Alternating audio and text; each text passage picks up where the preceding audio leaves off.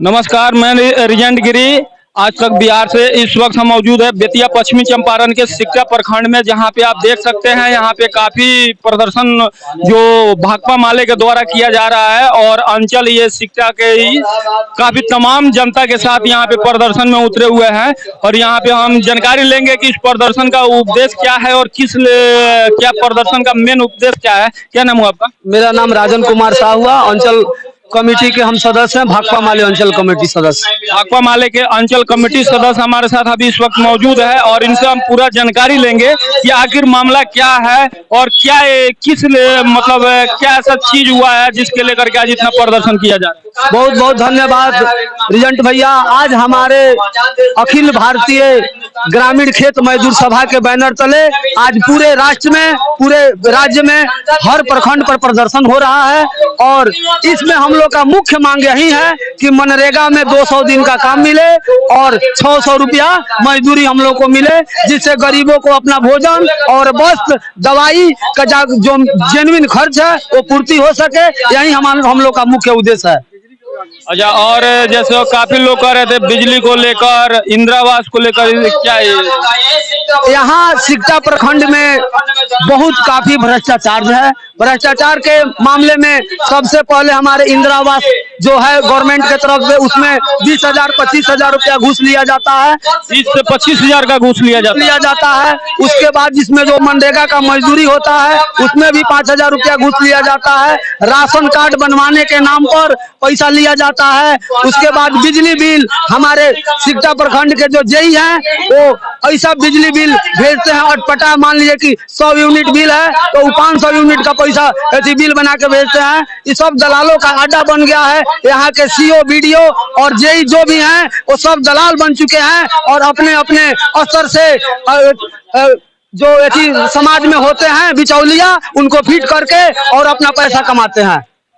अच्छा, अभी जैसे आप लोगों का समस्या है कि यहाँ पे अंचल में जो भी है अधिकारी, उनके द्वारा भ्रष्टाचारी किया जाता है और शौचालय से लेके इंदिरा आवास से लेकर के, और मतलब जो भी सरकारी फंड आता है उसमें हर तरह से घुसखोरी वाला चीज है। तो इसमें मतलब यही से सिर्फ एक ब्लॉक स्तर से है या ऊपर सरकार तक की है मामला? सरकार, हम तो डायरेक्ट सरकार से ही सवाल करेंगे कि जो हमारी सरकार है वो सरकार इन लोगों पर लगाम लगावे। नहीं तो भाकपा माले अंचल कमेटी के आज आह्वान है कि इससे बड़ा उग्र प्रदर्शन हम लोग करेंगे और यहाँ के अफसरों को यहाँ से घसीट के भगाने का काम करेंगे।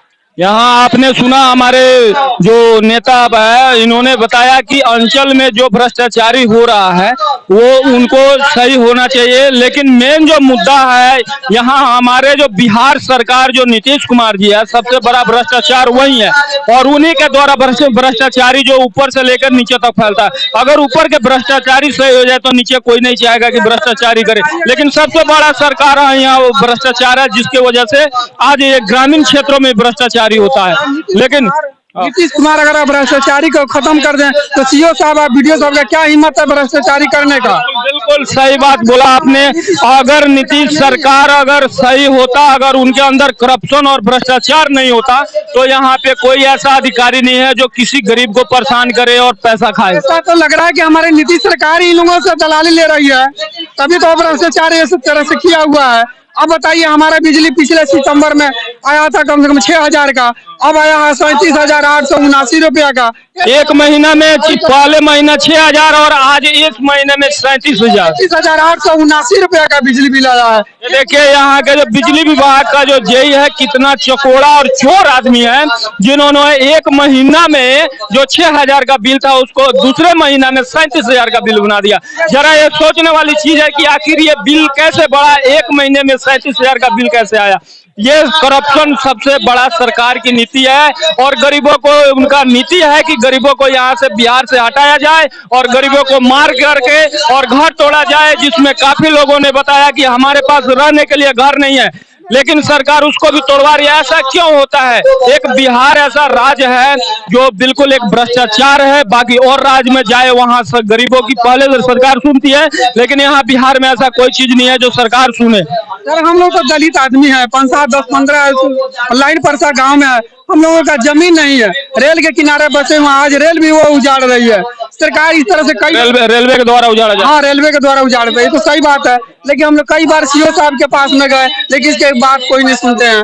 देखिए सीओ साहब तो अपने घर से जमीन देंगे नहीं, लेकिन सीओ साहब का एक जरूर ये है कि वो अपना व्यवस्था कराए या आगे अपने अधिकारी से बात करके आप लोग की एक सुविधा दिलाए, इस चीज को मानते हैं। लेकिन अगर रेलवे के द्वारा अतिक्रमण हटाया जा रहा है तो रेलवे की गलती नहीं, ये सीधे सरकार की गलती है। जो सरकार गरीबों को तोड़ा जा रहा है, भगाया जा रहा है और उनके घर को नुकसान पहुंचाया जा रहा है, जबकि एक सरकार के द्वारा एक सबसे बड़ा एक नियम है, जो अगर किसी गरीब का घर अगर तोड़ा जाता है या उसको हटाया जाता है तो सबसे पहले उसका घर बनवाना और उसको घर देना, उसके बाद ही घर उसका तोड़ा जाता है। लेकिन यहाँ पे सरकार पहले उसको तोड़ के भगाती है और उसके बाद वो घर घर बेराम मतलब ठोकरे खाती रहती है, कोई उसका पूछने वाला नहीं होता। बताइए, हम लोग भारत के निवासी नहीं है क्या? हम लोग वोट देते हैं कि नहीं? हम लोग सरकार जमीन जब नहीं है तो जमीन नहीं है तो जमीन भी दे सकती है, जबकि प्रावधान है सरकार का दलितों के 3 डिसमिल जमीन देने का। क्या सरकार अपने कानों में उंगली डालकर सोई हुई है? दलितों पर अत्याचार हो रहा है और चुपचाप सोई है। तो नीतीश कुमार तो सबसे पहले बोलता है कि हम दलितों को ही ज्यादा मदद करते हैं, तो दलितों को क्यों तोड़ा क्या है? सबसे घटिया है वो। हम लोग नहीं, वही तो जो हमारे माननीय उप मुख्यमंत्री तेजस्वी यादव है, इस वक्त मोकामा में और गोपालगंज में चुनाव को लेकर दौड़ा रहे हैं और दूसरे को बोल रहे हैं कि आप मेरा वोट दिलवाइए, 10 को आप पकड़िए, टांग के लाइए, वोट दीजिए। अपने वोट के ही सिर्फ वो हकदार है, बाकी गरीबों को सुनने वाला कोई नहीं। यही सरकार होती है, ये सब गलत सरकार है।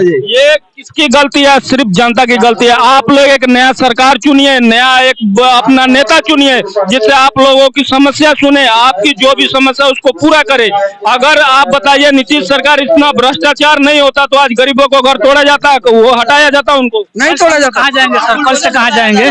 कल तो तोड़ देगा रेलवे। आज 2 महीने से पहले से बोल रहे हैं जो रेलवे का टाइम दिया दीपावली बाद छठ बाद, अब तो छठ भी बीत गया, वो अपना टाइम से तोड़ेगा कल। हम लोग कहाँ जाएंगे बताइए आप? देखिए नीतीश सरकार जी, सबसे बड़ा आपकी भ्रष्टाचारी जो बिहार किया ना, बिहार को एक बदनाम करके आप रख दिए हैं। जो बिहार की लोग गरीब जनता है ना, वो आपको थू थू कर रहे हैं आपकी सरकार पे। अगर नीतीश कुमार जी अपनी सरकार बचाना ना, तो सबसे पहले महादलित और गरीबों की देखो और उनकी जो समस्या उनको सुनो, क्योंकि आप ही भ्रष्टाचार फैलाए। अगर आप सही होते तो आज नीचे के कोई अधिकारी करप्शन नहीं फैलाता, किसी से घूस नहीं लेता। लेकिन आप सबसे बड़ा घूसखोर आप है, जिसकी वजह से अधिकारी भी घूसखोर बने हुए हैं।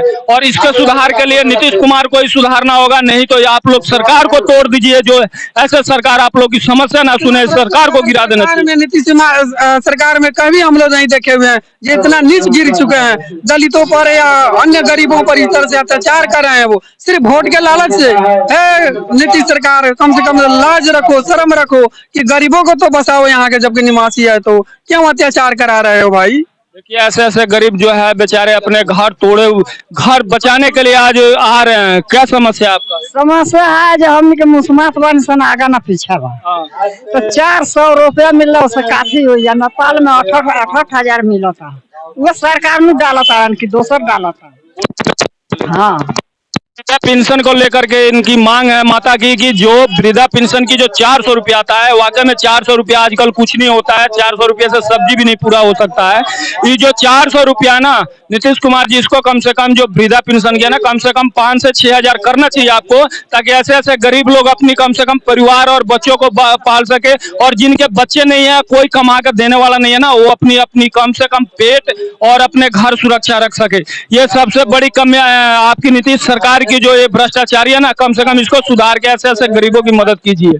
पेंशन इन लोग का मिलता है 5 महीना 6 महीना के बाद कितना 600, हर महीना नहीं मिलता, हर महीना नहीं मिलता है। इन लोग बैंक में जाता है, बैंक वाला बोलता है जाओ ऊपर से बात करो। देखिए यहाँ बैंक में भी अगर कहीं पैसा निकालने के लिए जाते हैं, 4 से 5 महीने के बाद पैसा भी आता है, तो वो भी क्या किया जाता है कि जो बैंक वाले हैं अंगूठा लगवा करके पैसा निकाल लेते हैं और बोलते हैं कि 400 रुपया आया है। देखिए यहाँ पे जो भी है ना, सरकार की जो ये नीति है, गरीबों को ही मारने के चक्कर में लगे हैं। और जब चुनाव आएगा ना, तो वहीं आएंगे, बोलेंगे माता बहन हमें वोट दीजिए। लेकिन ऐसे ऐसे लोगों की कमजोरी है जो ये भी जैसे 2 रुपए और 5 रुपए पे बहाल कर और वोट देने के बाद और सरकार बना देते हैं, और ऐसे ऐसे नेता को वोट जिताते हैं जो एक भी किसी गरीब को समस्या नहीं सुधार कर सकता है। आप बने रहिए आज तक बिहार के साथ। मैं